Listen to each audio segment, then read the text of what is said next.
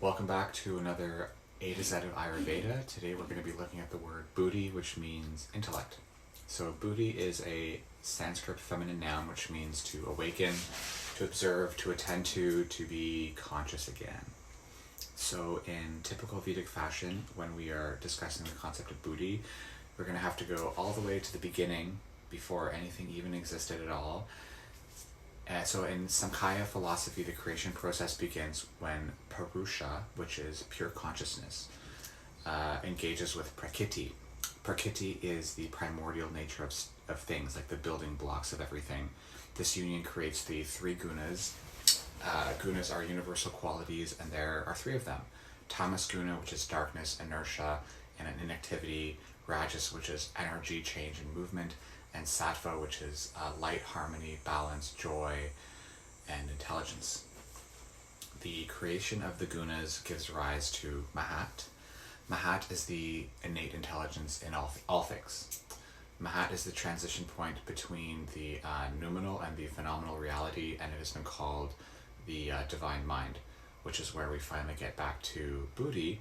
Buddhi is a synonym of Mahat, but it is a microcosm of Mahat. It is the individual intelligence that resides in all of us. Okay, so what is Buddhi? Buddhi is the faculty for intellect and discrimination, which emanates from pure consciousness. Buddhi is related to Brahman or truth, and Brahman is the highest universal principle. It's the ultimate reality of the universe. It is, what was, and what will be, and this state is potentially accessible to all individuals to enhance our cognition and therefore to widen the available consciousness of the universe. Buddhi is the ability to retain concepts and general notions. It is perception, it is comprehension, it is understanding, it is the ability to discern true from false. Wow. Buddhi is the adjudicator of thought. It is the instrument which sorts out thoughts and allows us to dispel things that we don't need to be thinking about. This mechanism is extremely important to humans, as our thoughts will ultimately become our worlds. This is true. In Ayurveda, the individual is seen as having the innate facility for correct discrimination. The Buddhi aspect is supported by sattva gunas. And like we said, sattva is a rarefied principle of consciousness. It is harmony, equilibrium, it's purity, it's luminousness, and it's great. So the Buddhi state of mind is ultimately accessed through a sattvic lifestyle, and practicing an Ayurvedic lifestyle will lead to a sattvic mind. How about that? Okay, so in the beginning there was nothing, and then an all-pervasive consciousness married with material qualities. Then a cosmic mind was created, and our mind is directly related to that cosmic mind. That is really inspiring to know. So this is a good time to zoom in on the fact that if you wish to increase your reasoning and your intellect, then living a good life is going to be the key to that kingdom. Yes, it will be. So our human bodies usually respond correctly in their innately programmed manners. The errors which usually come from our manas, from our mind. Given our natural state of mind is likened in Eastern thought to a wild, passion-driven mob called the Vikalpa. The Vikalpa mind.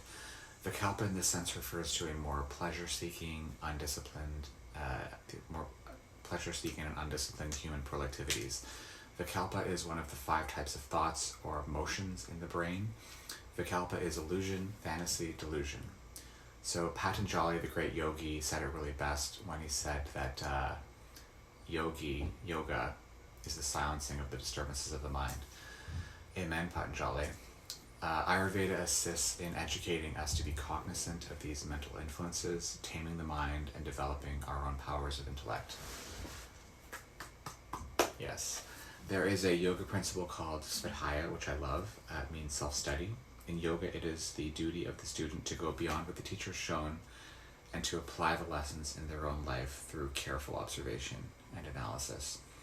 And Svadhyaya is one of the amazing capabilities that we have as humans, and we can thank our faculty of Buddhi for that. Yes, thank you, Buddhi. So I'm going to circle back to the gunas because it's interesting and relevant to intellect. We can see that these universal qualities are like a tree. The roots are in darkness, and they're inert and cold in the soil. They're like the tamas. the trunk and the branches are moving upwards, growing towards light, repositioning and growing every day. They are rajas. The principle of movement, rajas, right? And finally, the last expression of the tree, all those beautiful ephemeral leaves transmuting the light of the sun into nutrients for future growth. And that's like a sattvic expression. And I'm starting to kind of feel that leaves are more like an emotional expression of things as well, just like showing us how they feel with their colors and their shapes. Anyhow, so my life has been a lot more rajasic and sattvic since I started learning Ayurveda. It's given me a lot more awareness of myself, more calm moments. Learning to make these videos has been the principle of growth and clarity and action for sure. Before, when I was buried in depression, anxiety, and ego identification, it would have been totally inconceivable for me to sit down for 4 hours and to produce a video like this project. So that's not the case anymore, thank God. So in closing, I'm just going to rattle off a few of the Ayurveda and lifestyle practices that have helped me to access more of my Buddhi potential.